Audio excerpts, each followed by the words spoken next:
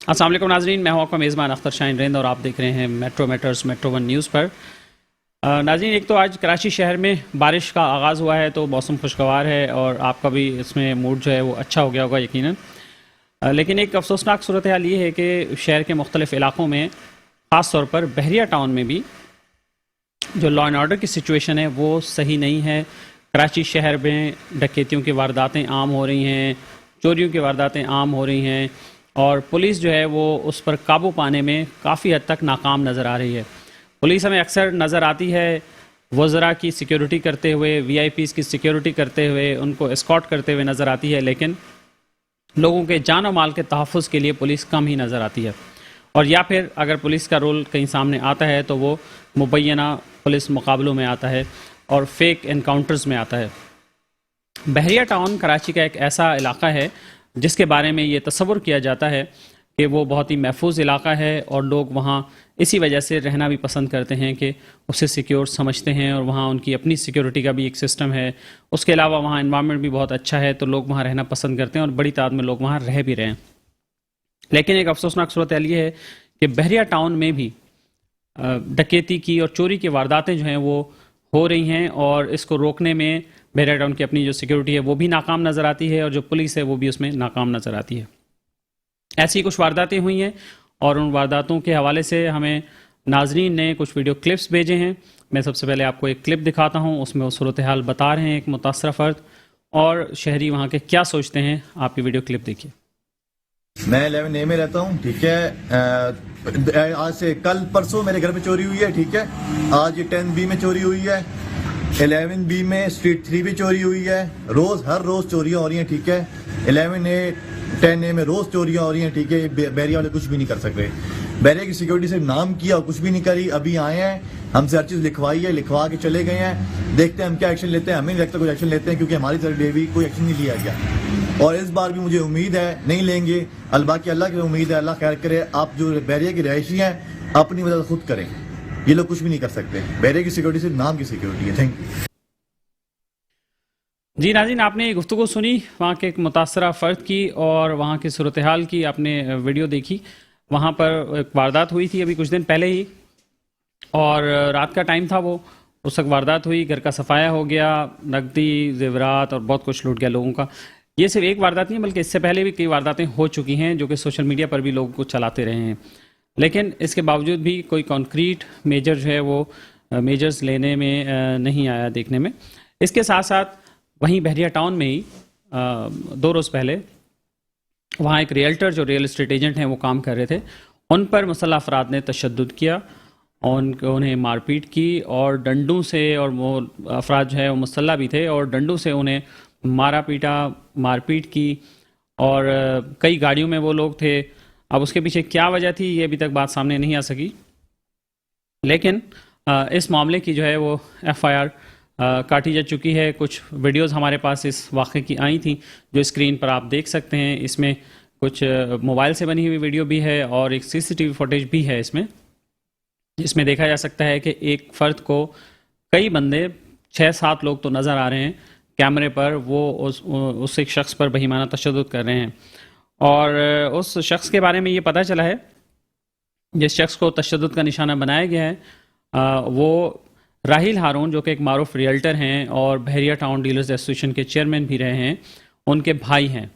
और इस हवाले से जब हमने रब्ता किया उनसे, राहिल हारून से, तो प्रोग्राम से पहले मेरी उनसे बात हुई और उन्होंने इस वाक़े की तस्दीक की और उन्होंने बताया कि इस वाक़े का मुकदमा भी दर्ज कर लिया गया है और लेकिन कोई गिरफ़्तारी अब तक अमल में नहीं आई है।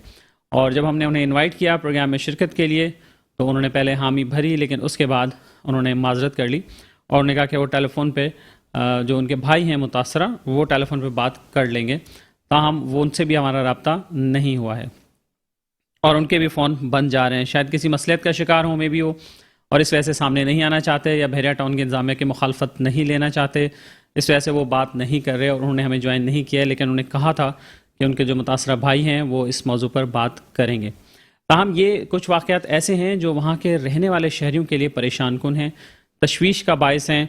बहरिया टाउन कराची में शहर के मुख्तलिफ पोश इलाकों में रहने वाले लोग वहाँ पर गए हैं और उन्होंने वहाँ पर रिहाइश अख्तियार की है और बहरिया टाउन नो डाउट एक बहुत अच्छा एक मंसूबा है जहाँ रहने का एनवायरनमेंट बहुत अच्छा है।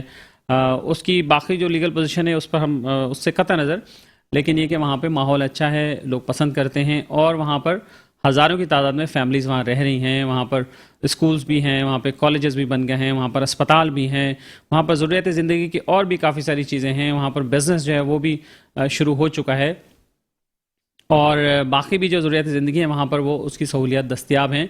तो बहुत सारे लोग जो शहर में डिफेंस में, क्लिफ्टन में और बहुत सारे पोश इलाकों में जो लोग रहते थे वो वहाँ शिफ्ट हुए यही सोचकर कि सिक्योर एक जगह है, सिक्योर इलाका है, वहाँ पर जाके अपने बच्चों के साथ आराम से वो रहेंगे। लेकिन लगता ही है इस तरह के वाक़यात से, जैसे कि ये वाक़या हुआ कि एक रियल्टर को शदीद तशद्दुद का निशाना बनाया गया और इससे पहले भी इस तरह के कई एक वाक़यात रोनुमा हो चुके हैं, वहाँ पे फायरिंग के वाक़यात रोनुमा हो चुके हैं जिसमें कई एक लोगों की जान भी जा चुकी है। तो उससे ये लोग खौफ का शिकार हैं और वो लोग ये समझने से कासिर हैं कि ऐसा क्यों हो रहा है और वो समझ रहे हैं कि शायद वहाँ पर कुछ ग्रुप्स या कुछ गैंग्स ऐसे ऑपरेट कर रहे हैं जो वहाँ पर चल रहे हैं जिन्हें रोकना शायद बहरिया टाउन इंतज़ामिया के बस में भी नज़र नहीं आ रहा और पुलिस भी उस पर काबू नहीं पा रही है।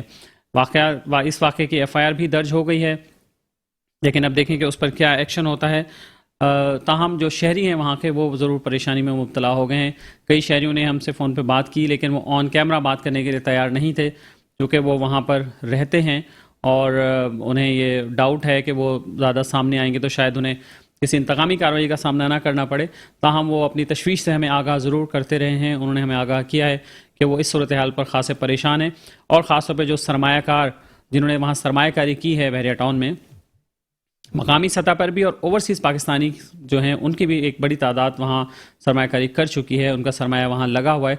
तो उसके लिए ये बात भी बहुत ज़रूरी है कि उस जगह को सेफ़ एंड सिक्योर बनाया जाए वाकई में, जैसा कि बहरिया टाउन इंतज़ामिया ने दावा किया था, ताकि वहाँ के जो लोग हैं रहने वाले वो भी किसी जहनी अजियत का शिकार ना हों और जिन लोगों ने वहाँ सरमायाकारी की हुई है उनका भी सरमाया वहाँ पर महफूज रहे। तो ये सूरत हाल हमने आपको बताई बहरिया टाउन के हवाले से। और नाज़रीन, अगर शहर के किसी और इलाके में भी इस तरह की कोई सूरत हाल हो तो आप हमें रब्ता कर सकते हैं। हमारी टीम को आप उस वाक़े की वीडियो बना के भेज सकते हैं या आप जो भी इज़हार ख्याल करना चाहें उस पर अपनी एक वीडियो बना के हमें भेज सकते हैं। हमारा नंबर स्क्रीन पर भी आपको नज़र आ रहा होगा, मैं आपको बता भी देता हूँ, जो कि है 03155 441165। इसके साथ साथ आप हमें 0300 364 2759 पर भी रब्ता कर सकते हैं। यह वक्त हुआ एक मुख्तसर से ब्रेक का और ब्रेक के बाद दोबारा हाजिर होते हैं। वेलकम बैक नाज़रीन, और अब हम बात करेंगे federation of Pakistan chambers of commerce and industry की, FPCCI जिसे कहते हैं। FPCCI के सालाना इंतखाबात होते हैं जिसमें जो बिज़नेस कम्युनिटी है वो बड़ी सरगर्मी से हिस्सा लेती है, बहुत ज़्यादा जोश व खरोश देखने में आता है। हर साल इंतखाबात होते हैं और दिसंबर में ही होते हैं, लेकिन इस साल के जो इंतखाबात हैं उनमें वो सरगर्मी और जोश व खरोश नज़र नहीं आ रहा है जो रिवायती जोश व खरोश देखने में आता है। ख़ास तौर पर कराची शहर में दोनों ग्रुप्स की जो सरगर्मियां हैं वो इतनी ज़्यादा देखने में नहीं आ रही हैं और उस तरह की गैदरिंग्स भी नहीं हो रही हैं, उस तरह की एक्टिविटीज़ भी नहीं हो रही हैं। एक और वाक़या जिसकी तरफ हमें कुछ लोगों ने निशानदेही की, वो फेडरेशन हाउस में एक वाक़या हुआ जो इलेक्ट्रॉनिक वोटिंग मशीन के हवाले से था। जो FPCCI की करंट बॉडी है वो ये चाह रही थी कि इलेक्ट्रॉनिक वोटिंग मशीन के ज़रिए जो है वो FPCCI के इलेक्शन कंडक्ट करवाए जाएँ और उसके लिए वो मशीनें भी लेने के लिए तैयार थे। और इस दौरान कुछ ब्रीफिंग के दौरान वहाँ पे एक नाखुशगवार वाक़या पेश आया और FPCCI में जो UBG ग्रुप है, एक बड़ा ग्रुप है, उसके रहनुमा खालिद तवाब के साथ मुबैना तौर पर बदतमीज़ी हुई। और इस वाक़े के दौरान FPCCI के कुछ लोग मौजूद थे, लेकिन उन्होंने ख़ास तौर पर सेक्रेटरी जनरल वहाँ मौजूद थे, उन्होंने भी उस पर कोई कार्रवाई नहीं की। ये हमारे पास इतलात हैं, हम इस हवाले से बात करेंगे। हमारे साथ टेलीफोन लाइन पर मौजूद हैं जनाब मुस्लिम मोहम्मदी साहब, जो कि एग्जीक्यूटिव कमेटी के मेंबर हैं FPCCI के और UBG के एक रहनुमा भी हैं। अस्सलाम वालेकुम मुस्लिम मोहम्मदी साहब। सलाम शाहीन साहब। मुस्लिम मोहम्मदी साहब, थोड़ा सा वाक़या बताएंगे, क्या वाक़या हुआ था जो हमने देखा, हमें इतलात मिली? शाहीन साहब, मैं समझता हूँ कि ये फेडरेशन की तारीख का एक बहुत ही बदतरीन वाक़या है और जैसा कि आपको मालूम है कि ये इलेक्ट्रॉनिक वोटिंग मशीन का सिलसिला शुरू हुआ था और इसी के डेमोन्स्ट्रेशन के लिए हम लोग वहाँ पर गए थे 24 तारीख को। लेकिन बदकिस्मती से वो जो वहाँ पे फैक्ट्स और फाइंडिंग्स हमको महसूस हुआ कि ये जो चीज़ें हो रही हैं ये बिल्कुल आउट ऑफ टर्न है और ये बिल्कुल मुनासिब नहीं है। मिसाल के तौर पे जो तारिक मलिक साहब हैं जो कि मशीन इंस्टॉल कर रहे हैं बकौल उनके कि जब उनसे पूछा गया कि ये किसकी सैंक्शन से है तो वो उसका खातिर खा जवाब नहीं दे सके। यही सूरत हाल इलेक्शन कमीशन की थी। जब उनसे पूछा गया कि आप वो खत बताएं जो मिनिस्ट्री ऑफ कॉमर्स ने आपको किसी ने ऑथराइज किया है, या आपको सबसे पहले तो ईसी और जीबी से इसकी ऑथराइजेशन लेनी चाहिए। ये कहीं भी दुनिया का कानून नहीं होता कि इलेक्शन से 4 रोज पहले आप बोलें कि ये इलेक्ट्रॉनिक वोटिंग मशीन हम लगा रहे हैं। मतलब आप ये कह रहे हैं कि इलेक्ट्रॉनिक वोटिंग मशीन की अप्रूवल एफपीसीसीआई ने नहीं दी थी, उसकी बॉडी ने नहीं दी थी? जी नहीं, उसकी ईसी की बॉडी ने और जनरल बॉडी ने नहीं दी थी। और उसकी मंजूरी के बगैर ये काम हो नहीं सकता, आप ये कह रहे हैं? उसके बगैर ये काम हो नहीं सकता। और सबसे अहम बात यह है कि जब उनसे सवाल किया गया, जो मशीन को इंस्टॉल कर रहे हैं 3 कोरियंस हैं और बकौल उनके कि वो 2-3 महीने से इसके पीछे काम कर रहे हैं, तो जब उनसे सवाल, मैंने ही बल्कि उनसे सवाल किया कि साहब who is paying for this, क्या एफपीसीसीआई ये सारे अखराजात बर्दाश्त कर रही है कोई? तो तारिक मलिक साहब कहने लगे कि नहीं, ये सारी चीजें मैं फ्री में कर रहा हूँ। जिसमें मैंने उनको हंसते हुए कहा कि क्या आप ये फी सबीलिल्लाह कर रहे हैं? और अगर फी सबीलिल्लाह कर रहे हैं तो फिर आपको जज़ाकल्लाह, बहुत सवाब होगा। या फिर इसके अंदर मैं समझता हूँ कि कोई और अल्टीरियर मोटिव होगा जो कि वो नहीं बताना चाह रहे थे। और जिस वक्त हमारे सीनियर रहनुमा खालिद तवाब साहब ने उनसे उसकी जरा सॉफ्ट प्रोबिंग की और थोड़ा और ज्यादा जानने की ख्वाहिश जाहिर की, तो वो लोगों का रवैया इलेक्शन कमीशन का इंतहाई नाज़िबा था और वो ऑन रिकॉर्ड बदतमीजी की तरफ आ गए और इंतहाई उन्होंने नाशाइस्ता अल्फाज इस्तेमाल किए और खालिद तवाब साहब के साथ सवाल किए। खालिद तवाब साहब के साथ जी, खालिद तवाब साहब के साथ। और यहाँ तक उन्होंने कहा कि आप किस हैसियत से यहाँ बैठे, तो जिस पे खालिद साहब का और मेरा ये जवाब था कि हम यहाँ के आज भी सिटिंग ईसी मेंबर हैं 2021 के।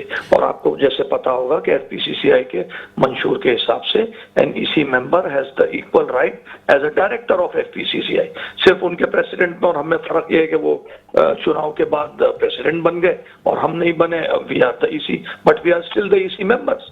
तो एक ईसी मेंबर को जो कि एक और इंतहाई सीनियर रहनुमा है, आपको पता है कि शहर के अंदर खालिद तवाब साहब का एक अपना मुकाम है, माशाल्लाह उनका एक नाम है और सीनियर तरीन लोगों में से आते हैं। और इस दफा भी वो प्रेसिडेंशियल कैंडिडेट थे और जैसा कि आपको पता है कि जो हालात हुए और जिस तरह से उनको पूरा साल कोर्ट कचहरियों में उलझा के रखा गया, जी, तो हम तो समझते हैं कि वो आज भी जेन्युइन प्रेसिडेंट है एफपीसीसीआई के।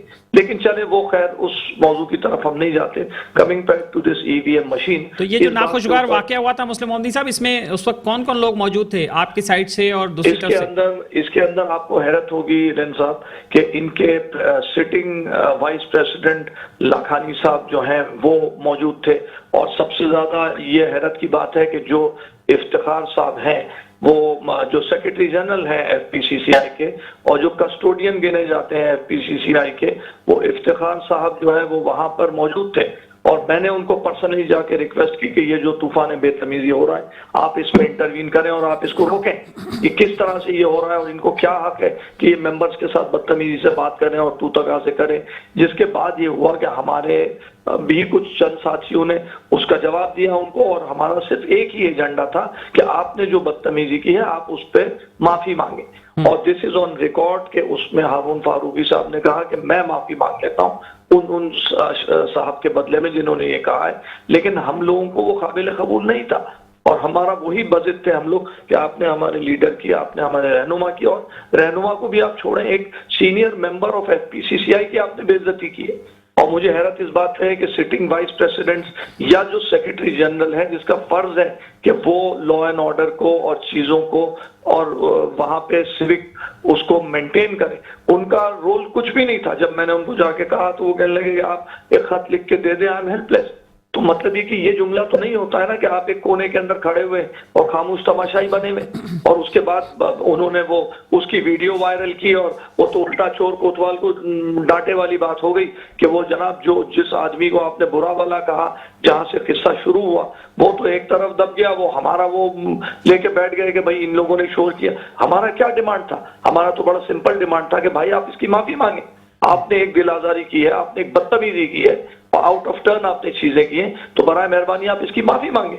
लेकिन उनकी हड्डर्मी आप देखें कि उन्होंने उसकी माफी नहीं मांगी, बल्कि इनफैक्ट मुझे तो बहुत ही शर्मिंदगी हुई कि एफपीसीसीआई में 2 साल पहले मैं खुद भी वाइस प्रेसिडेंट रहा हूँ। हमारे पास जो भी ऑपोजिशन के लोग आए या जो भी लोग आते थे वो हमारे घर में मेहमान होते हैं और मेहमानों से इस किस्म का सलूक बिल्कुल नहीं किया जाता। ये आप भी समझते हैं रिन साहब अच्छी तरह से, और हम लोग भी समझते हैं। ठीक है, ऑपोजिशन है वो हमारा एक हेल्दी ऑपोजिशन का एटीट्यूड होना चाहिए और वो होना चाहिए। लेकिन जब उन्होंने देखा कि ये ईवीएम मशीन के ऊपर तो इतनी तनकीद हो रही है और इतने सवाल हो रहे हैं जिस पे वो लोग लाजवाब थे, आप खुद सोचें कि अगर एक मशीन आप डेवलप करते हैं और वो भी 300 या 400 वोटों के लिए, तो ऐसी कौन सी उफ्ताद आ पड़ी है कि 4 दिन पहले आप उसको डिक्लेयर कर रहे हैं। और तो आपके ख्याल में ऐसा क्यों सोच रहे हैं वो? आपका क्या ख्याल है, ऐसा क्यों सोच रहे हैं वो? ये सर इसके अंदर इनका ये तो ट्रांसपेरेंसी के लिए वो करना चाह रहे होंगे या कोई और मोटिव आप समझते हैं? सर ये तो इनके अल्टीरियर मोटिव तो खुदा बेहतर जानता है, लेकिन ऑब्वियसली आप खुद सोचें कि एक आदमी फी सबीलिल्लाह बना के आपको करोड़ों रुपए की मशीन और 3 आदमियां उनकी कोरिया से आए हुए हैं जो कि शायद बकौल उनके कि 2 या 3 महीने से वो यहाँ हैं और इस मशीन पे काम कर रहे हैं। तो आपने उस जब इलेक्शन का आपने ऐलान किया था, जब इसका इलेक्शन शेड्यूल निकलता है, तो ये चीज तो उस वक्त उसके अंदर मेंशन होनी चाहिए कि this year the voting will be done by electronic machine. और मजे की बात यह है कि वो मशीन से करने के बाद भी वोट जो है वो डब्बे में ही डालेंगे, वो ऐसा नहीं है कि कोई कंप्यूटराइज वोट बनेंगे। और जब हमने उनसे एक बड़ा स्ट्रेट सवाल किया कि इसका जो डेटा है वो किसके पास रहेगा, मिसाल के तौर पे 2 फरीक होते हैं तो उनको इक्वल राइट होता है कि उस डेटा को चेक करें और उसकी जो कंप्यूटर की सॉफ्टवेयर है उसके ऊपर दोनों का राइट होता है। तो इन्होंने ये किया कि इन्होंने साफ उसके ऊपर मना किया, इन्होंने कहा नहीं, इसके बाद जो जितना डेटा होगा वो हमारे इलेक्शन कमीशन की तहवील पे होगा। और आपको हैरत होगी, ये इलेक्शन कमीशन में से 2 आदमी वही हैं जिनके खिलाफ अभी भी डीजीटीओ के पास और मुख्तलिफ कोर्ट्स के अंदर मुकदमा चल रहे हैं खालिद तवाब साहब के। तो इन्होंने दोबारा वही इलेक्शन कमिश्नर्स बिठाए और दोबारा से उन्हीं लोगों को अपॉइंट किया है इलेक्शन कमीशन, और हमने उसके ऊपर भी बहुत स्ट्रांग प्रोटेस्ट किया था। लेकिन जैसा कि आप समझते हैं कि जिसकी लाठी उसकी भैंस, ये तो एक बिल्कुल एक धांधली का समा है, उसके ऊपर कोई इंटरएक्शन नहीं हो सकता था। तो ठीक है, फिर यही था हमारे पास कि हम लोगों ने उनसे कहा और काफी सख्त अल्फाज में हमने मजम्मत की कि आप माफी मांगे हमारे लोग।